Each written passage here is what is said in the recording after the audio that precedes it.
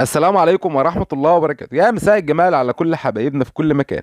اتأخرنا النهاردة عن ميعاد الكلفة، ولكن لازم نعمل لكم فيديو النهاردة ده عشان الفيديو ده مهم جدا، الناس كلها تستفيد منه ان شاء الله تعالى. قبل ما بس ما ندخل مكان، احنا بنصور لكم بعد المغرب، مشغلين الإضاءة الصناعية اهيا وبنصور لكم، يعني لسه المغرب مأذن من شوية صغيرين.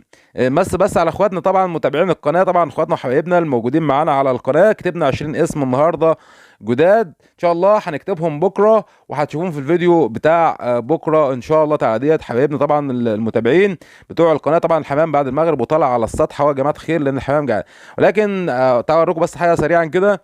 دي انا مكان عامله للطيور عندي على السطح، ولكن انا استغلته بقى في ان انا ازرع المكان ده، وهيبقى شكله جميل جدا ان شاء الله تعالى. يعني هنزرع فيه حاجات كتير برضو ان شاء الله، لان مكان حلو ده برضو زي الجبنه ورد زرعناه، هو هيبقى منظره حلو جدا وشكله حلو جدا. وده بطيخ يا جماعه خير، ده بطيخ يعني ازرع اي حاجه ممكن يكون حاجه شكلها حلو على السطح. وده برضو ورد اهون. وده التين الشوكي مطلع كزانه اهوت ما شاء الله تعالى. ده يعني هيزين السطح وهيجمل الشكل بتاعه. طبعا احنا استغل اي حاجه عندك في ان انت تعمل افكار جميله وحاجات جميله عندك في مكان، تقدر تعمل كل حاجه. طبعا هنوريكم الزرع ده ان شاء الله تعالى في الفيديوهات اللي جايه، يعني بس بشكل كويس. هنجيب حاجات حلوه تانية هنزرعها على السطح. طبعا زي ما شفنا اسامي اخواتنا منورين المكان عندنا اهون. يلا بقى ندخل المكان بتاعنا كده ونسمي بسم الله عشان نكلف الحمامتين بتوعنا، عشان الحمام النهارده يعني مش عايز اقول لكم يعني ميت من الجوع. الحمام شباب شوف مستنين، يعني هو الحمام كلهم واقف على الباب مستنين اننا اتاخرنا عن النهارده بسبب شويه الزرع اللي احنا جبناهم دولت. بس طبعا نشوف الحمام برضو بتاعنا كده عمار ومشروع يا جماعه الخير اهوت. الزغال بتاعتهم يعني ما شاء الله كويسين جدا. طبعا ام اياد، شوفوا لنا بقى اسم حلو للذكر ده، يعني النتايه الصفرا دي سميناها على اسم اختكم ام اياد. الذكر الجميل ده بقى شوفوا لنا اسم حلو في الكومنتات، عايز كله يكتب في الكومنتات اسم حلو، يعني عايزين اسم حلو للذكر ده عشان نكتبه. هيبقى بقى نشوف بقى ام اياد ومين، يعني نشوف اي اسم حلو عشان نكتبه معانا في الكومنتات ان شاء الله تعالى. شوفوا لنا اكتبوا في الكومنتات اسم جميل. طبعا ابراهيم اهون ومروه، وطبعا الحمامتين دول هنسميهم برضو على اساميكم ان شاء الله تعالى. الحمام كله طبعا جعان اهوت. هنطلع بس نجيب الكلفه من بره سريعا كده، عشان انا سبت الكلفه من بره، وبصراحه انا ما عنديش كلفه النهارده، يعني النهارده انا ما اشتريتش كلفه بصراحه. اللي موجود عندي هيبقى قمح، يعني انا اكل قمح بس. هتقول لي ينفع تاكل قمح بس؟ اقول لك لو يوم او اتنين في الاسبوع مفيش مشكله، لو يوم او اتنين تاكل فيه قمح في الاسبوع ما عندكش اي مشكله. ولكن المشكله ان انت تاكل قمح باستمرار، وهو ده الغلط. الحمامتين دول كان معانا زغلول كبير وزغلول صغير. ده الحمام العش اللي هو الازرق قطيفه او الكسخنجي. فجبنا خلينا الزغلول الكبير اهون، وجبنا له زغلول معاه في نفس الحجم. وده الطريقه ديت المفروض الناس كلها تشتغل بيها، يعني سيبنا الزغلول الكبير زي ما هو هون، وجبنا له زغلول معاه في نفس الحجم، وخدنا الزغلول الصغير اوريكم العش بتاعه هون. وخدنا الزغلول الصغير حطيناه مع زغلول نفس الحجم معاه، عشان ان الانتاج يفضل مستمر والانتاج يفضل سريع زي ما هو. هو ده يا جماعه الخير العش هنا حاطينه في العش ده، يعني حاطين العش طبعا مش احسن حاجه، ولكن بننضف العش باستمرار. لازم ان انت تنضف العش باستمرار.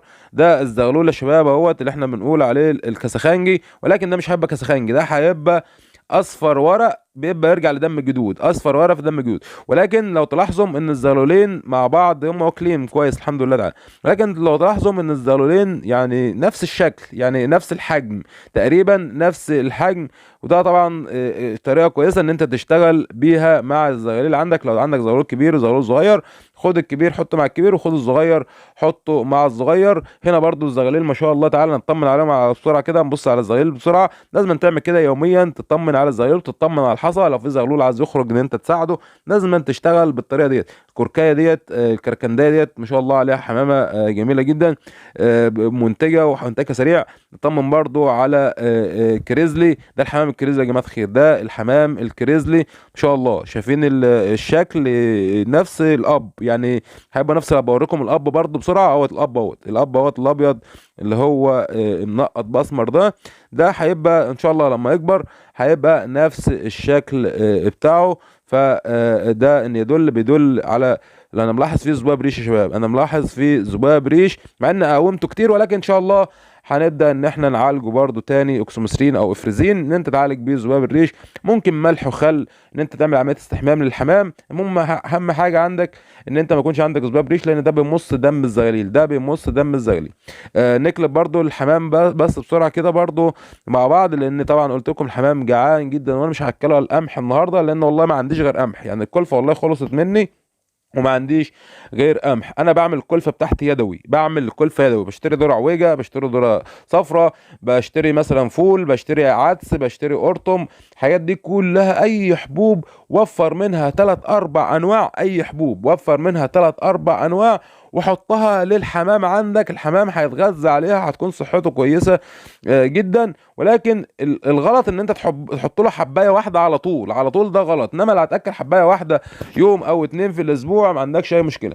نمس برضه على مريم اهيت يا شباب، مريوم اهي صاحبه قناه طيور البيت المصري، ان شاء الله تبدا ان هي تحصي قريب ان شاء الله تعالى، لان انا لسه قاطف الزغاليل بتاعتها. طبعا ليها كذا جيل عندنا، مريومه لها كذا جيل عندنا، يعني جايبه كذا وش عندنا بفضل الله تعالى.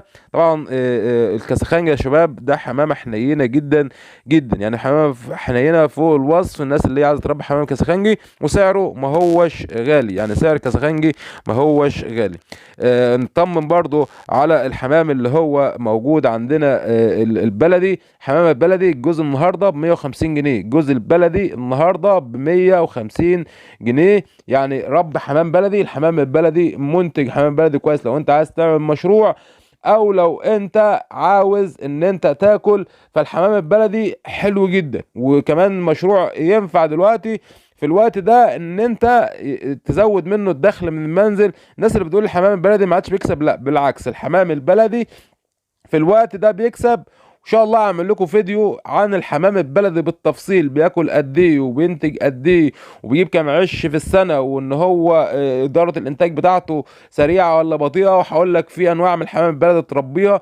فهعمل لك فيديو حلو جدا عن الحمام البلدي عندنا. طبعا الحمام السلاكه، حمام السلاكه يا جماعه خير بيحتاج شغل معين، قلنا الشغل اللي انت لازم تعمله مع الحمام اللي هو محبوس عندك في السلكات. ان شاء الله تعالى هنجيب حمام جديد وهنكتب عليه اسم المتابعين، هعمل لكم حاجات حلوه جدا تفرحكم الفتره اللي جايه. اخواتي طبعا وحبايبي الموجودين معانا على القناه، هعمل لكم حاجات حلوه جدا، هكتب اسامي الحمام ده كله على اساميكم، ولكن هنخلي جزء بسيط بس من الحمام البلدي كحضان، وهنبدا ان احنا نسكن الحمام ده او السلكات دي كلها هنحط فيها حمام.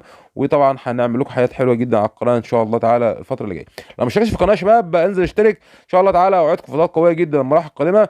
اشوف وشكم على خير، استودعكم الله، السلام عليكم ورحمه الله وبركاته.